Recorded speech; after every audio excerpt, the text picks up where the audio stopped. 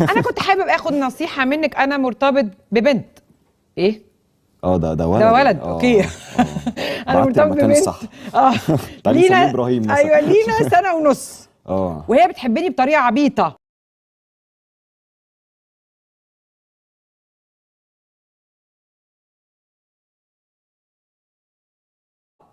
وانا بحبها، بس انا ساعات بحس انها مش لايقه عليا، وهو مش غرار، بس انا حاسس ان شكلها كده مش مناسب ليا.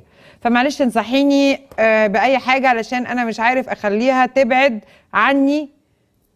هي متمسكه بيا جامد يا حبيبتي، وخايف اسيبها عشان اكلم واحده احلى منها فاخسرها. طيب ما بعتش صورته. تيجي نسميه مثلا ايه، ابراهيم. سميه ابراهيم. يعني سميه ابراهيم.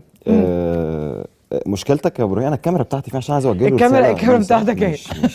بعد اذنك يا ابراهيم بقى ركز معايا، عشان ايه، انا جاي في مشكله النهارده.